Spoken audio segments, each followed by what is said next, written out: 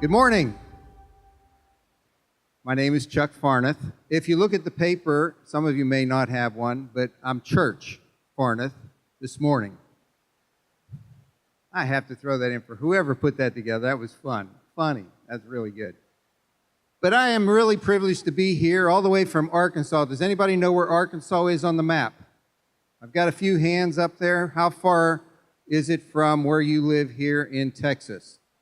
Anybody know? It's just a little bit north and to the east. You'll see a state that looks almost square, has a little jet off to one side, but that's the state of Arkansas, and I am fortunate enough to live there near the foot of the Ozark mountain range, alongside a river and a lake, so I have the opportunity to fish quite a bit. But in that process of fishing, I also have learned a few things. Number one is patience, because fish don't always bite. You have to work hard at it. Have any of you tried fishing? Yeah, now I'm seeing more hands. Good for you. And it isn't always productive, is it? Sometimes you go, you catch fish. Sometimes you go, you don't catch fish. But whenever I get the opportunity to take the youngsters, and I've had several of you with me in Arkansas, you've been productive. One of the things that I want to do for you today is I want you to understand, and I saw it in our instructions this morning, guidance and instruction were two words that I heard and I saw in the paper. Guidance and instruction is the whole weekend that I get an opportunity to help young men and ladies understand the importance of what I do. I'm a guide and an instructor. I teach you how to catch fish. So whenever you come up to fish, that's exactly what we'll do. We'll fish, but in that process, you will also become productive in catching. That's the best part of fishing, isn't it? Catching a fish. And oftentimes it's a big one. So that is memorable. You'll never forget that big one that you catch.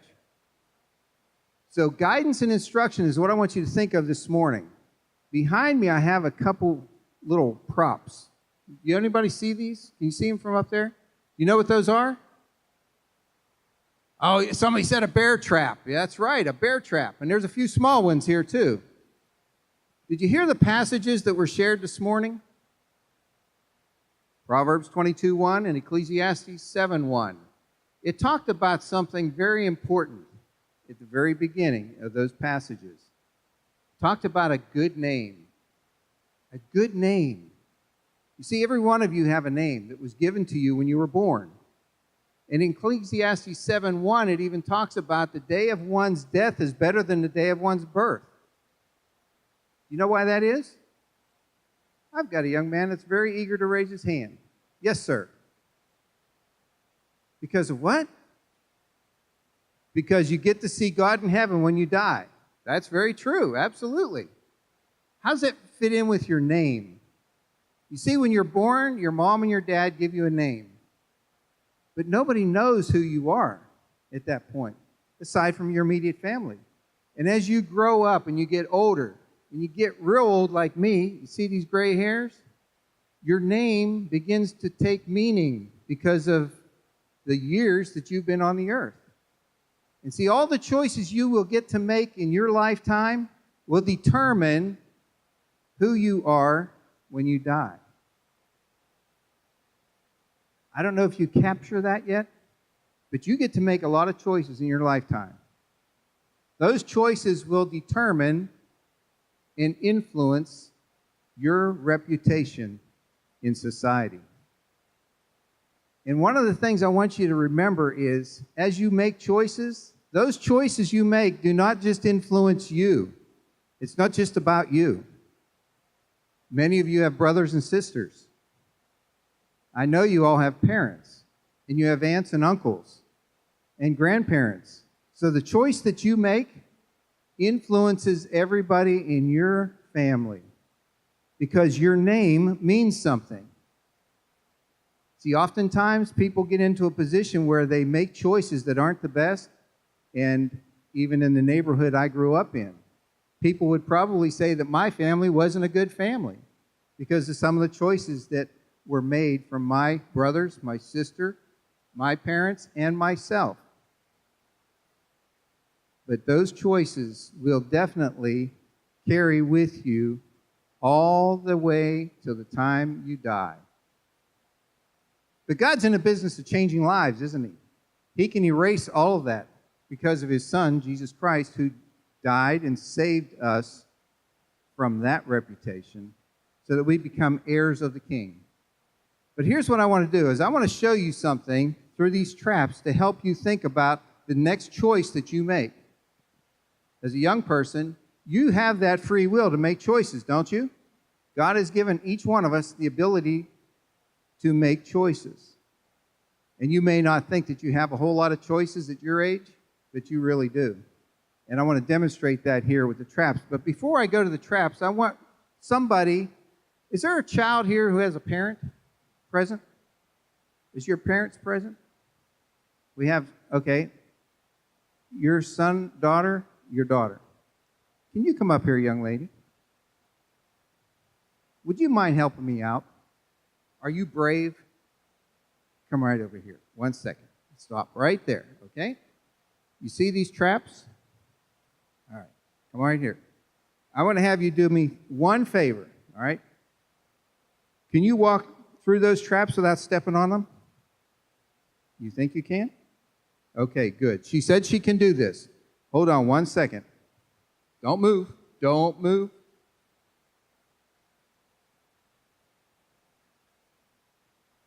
Oh, no. Relax, Mom.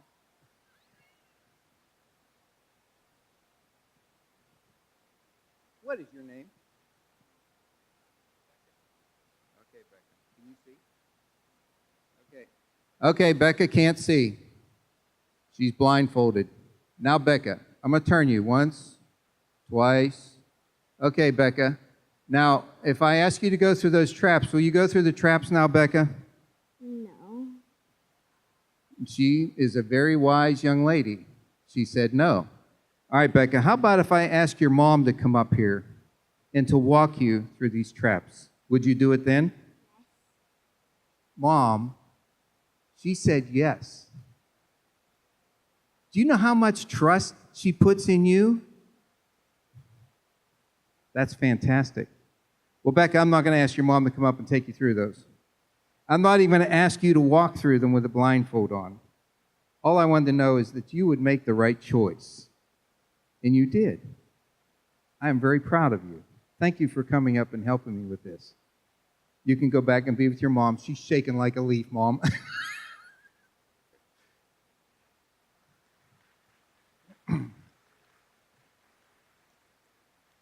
What I want you to see is that Becca had the free will to make a choice to either walk through the traps or to not walk through the traps. Now, let me inform you of this one thing. Every one of us can agree to this. Satan is out there to get you. He's out there to get every one of you.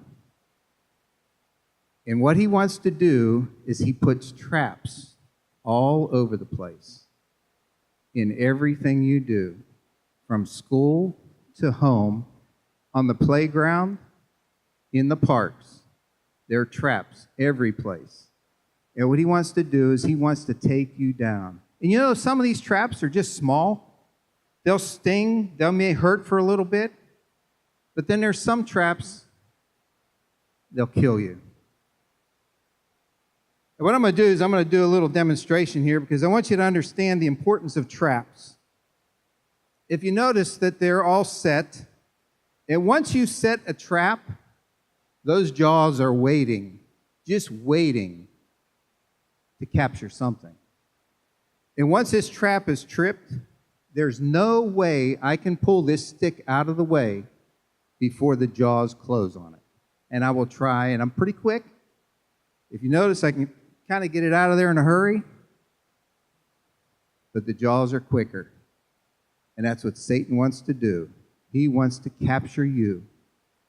But you see, here's one of the greatest parts of this whole experience. And I talked about guidance and instruction. You know, your parents. If you have trust and confidence in your parents, They can walk you through those traps. You know why? Because they've been in some of the traps. They know where these traps are, and they do not want you to experience the same pain that they have. And they want you to make the choices so that you can have a good name when you step out into the world on your own. And they do their best to try to give you that good name. Part of the reason you're in this school is because of your reputation, their reputation. And they want to keep that. Keep it strong in Christ. So, some of you in that position of making choices, you have the free will to tell a lie or to tell the truth, right? Well, what happens whenever you get caught in that lie? Maybe you won't get caught, but you know you told a lie. Or maybe you stole something that doesn't belong to you. You know deep down inside that that wasn't right, correct? So that's exactly what Satan does. He says, okay, I can get them to tell a little white lie and get away with it so they don't get into trouble. And this is exactly what happens. It hurts for a little bit, but then you can get by. So that was just a little trap that Satan will use. But then there's some bigger ones. How about if you get into a position where if you have brothers and sisters, you kind of want to be the center of attention. You're kind of selfish. You don't want to share things, especially your clothes or your video games, those types of things. You don't want to share a whole lot. You get to make a choice. You can either share or you can be selfish. You can think of others before yourself, right? It's a trap that Satan uses to capture you so that you can get into another trap. And you can't get out. So, lying, cheating, stealing, how about those feelings you have for those that are around you, especially your brothers and sisters? Oh, let's see. There are many substances that are out there that a lot of people try to pawn off, especially on youngsters that have never tried smoking, tobacco products, alcohol, that type of stuff. I know you know what that is. And there will be a time in your life whenever somebody's going to give you one and say, hey, why don't you try this? Sounds pretty exciting. That's a trap that Satan uses. And I'll be honest with you, once you start that, you're not going to get out of that trap. And it destroys the temple of God. That's your body. Which goes along with your name and reputation. And finally, we have this one. And I know you're just waiting for that, aren't you? Yeah. Well, this is the one that will kill you. You know, we talked a little bit in the scriptures about being obedient. Guidance and instruction comes from your mom and your dad, your school teachers, a lot of individuals around in your life. They give you good guidance and instruction so that you can be productive in life. And what happens whenever you decide that you just want to disobey that instruction? The word is disobedience. I know you've all heard it. But if you choose to go your own way and not be obedient to the instruction and guidance that your parents and others give you, Satan is sitting there and he's waiting. Whether it's standing on the edge of a cliff where you're not supposed to be, or in a lake where there's water and you could slip in and fall.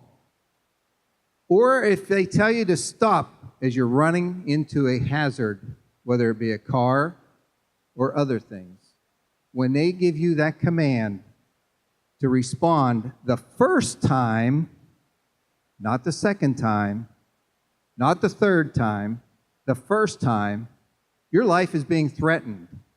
And if you don't obey what your parents tell you in true guidance and instruction, this, my friends, will be the trap that captures you the worst.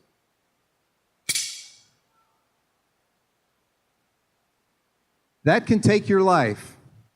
And I do that because I want you to remember obedience. Obey your parents.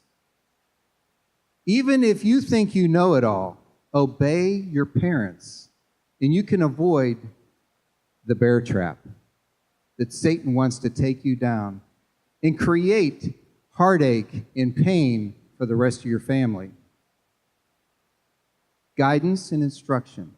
A good name. Every one of you have that at this point in your life. You have a good name and a good reputation, and it means more than all the riches.